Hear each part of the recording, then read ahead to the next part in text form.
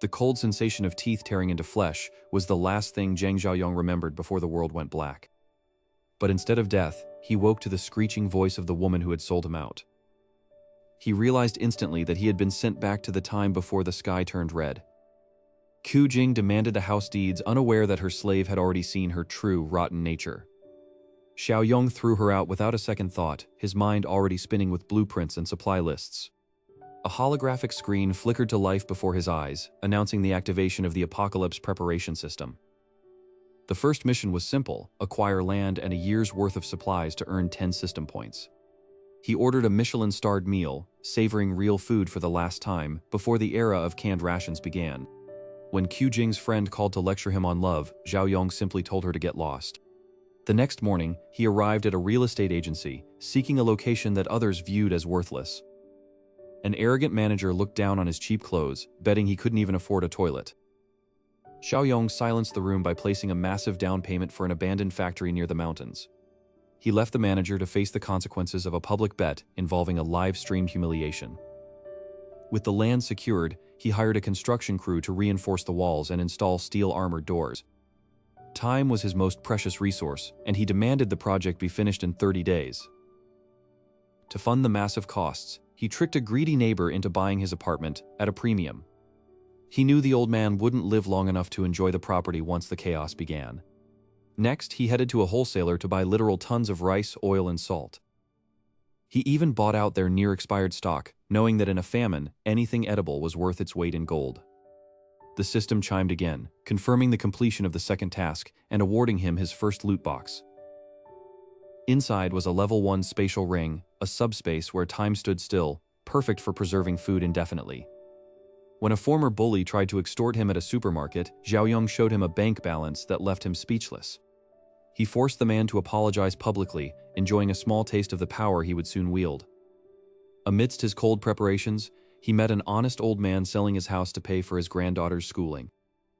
Realizing they wouldn't survive the first week, Xiaoyong decided to offer them a place in his fortress. He returned to the factory site, seeing that the primary warehouse was now ready for occupation. The delivery trucks arrived, filling the space with crates of supplies that would keep them alive for years.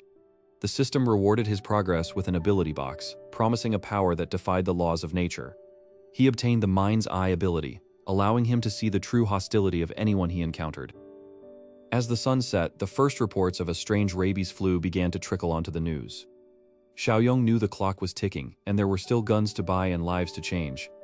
He prepared to enter the city's underbelly, the black market where his real firepower awaited. This time he wouldn't be the victim, he would be the sovereign of the new world.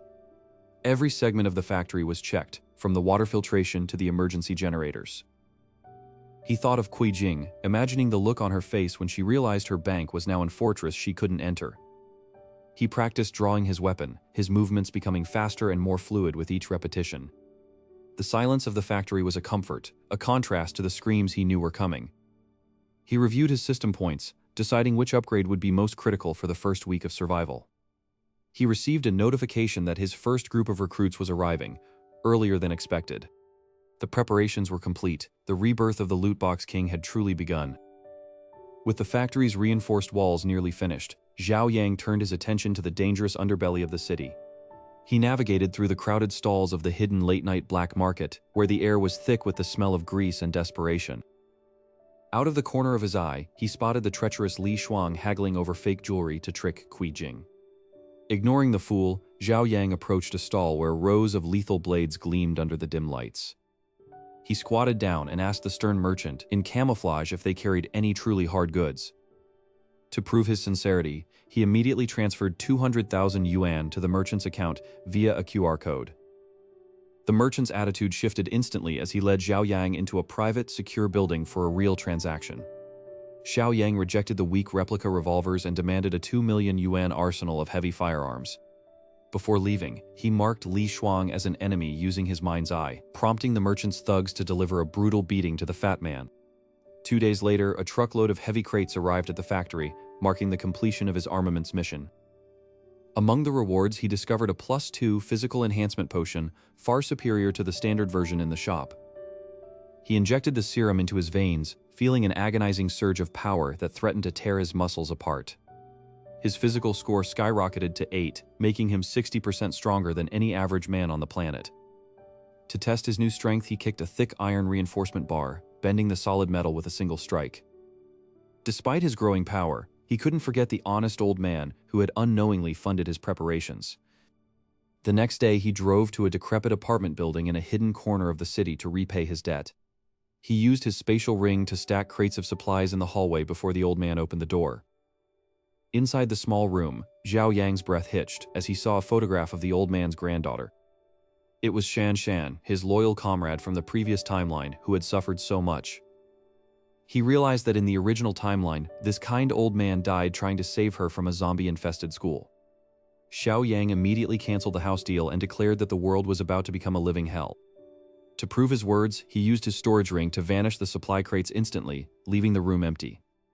They rushed to the school where Xiao Yang drove like a madman to reach Shan Shan before the bullies could do more damage.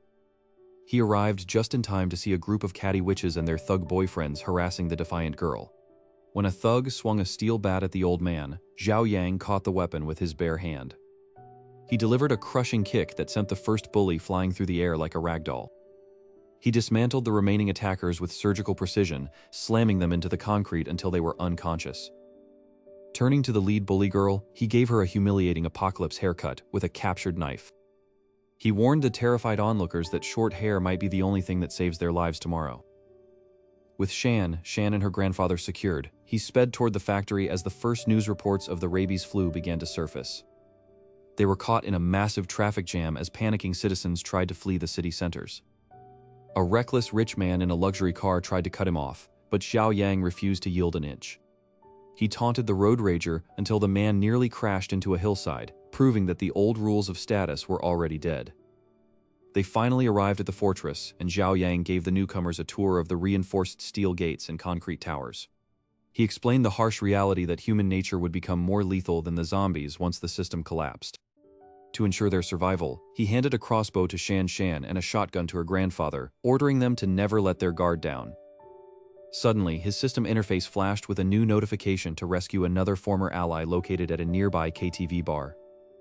He told the pair to stay behind and lock the gates, for he was headed into the heart of the emerging chaos to build his team. As he drove away, he saw the first signs of smoke rising from the city skyline, a herald of the approaching end. Time was running out, and the Loot Box King knew that the weapons he gathered tonight would be the only law tomorrow. The world finally fractured as the toxic smog turned the city's neon lights into a graveyard. Inside the KTV, the screams of terror were drowned out by the heavy bass of pop songs that would never play again. Jiang Qi and his friends were pinned down by thugs who hadn't yet realized the monsters were already in the room. Suddenly, the KTV attendant's body twisted with a sickening crack as the virus claimed its first host in the hallway. Xiao Yang arrived just as the first drop of blood hit the carpet, his eyes glowing with the blue light of his system. He grabbed the rabid attendant by the throat with his enhanced strength and slammed him through a glass partition. While the thugs were busy screaming, Zhao Yang led Jiang Qi out of the bloodbath, leaving the traitors to face the consequences. Back at the fortress, the team welcomed the newcomers, but Xiao Yang felt a familiar rot within the group's trust. Lu Yiming, the coward, began whispering poison into the ears of the survivors, eyeing the weapon vault with greed.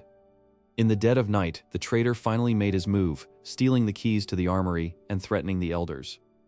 But Zhao Yang had anticipated the betrayal, leaving a special guardian in the infirmary to greet any thieves.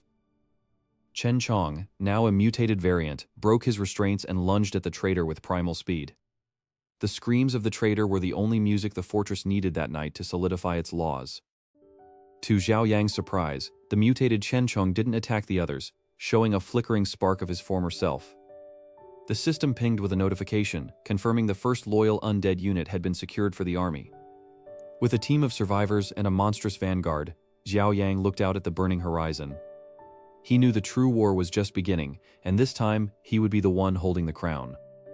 The Loot Box King sat on his throne of steel, ready to reclaim the world he once lost. For now, the fortress was quiet, the first of many nights where the reborn king finally slept without fear.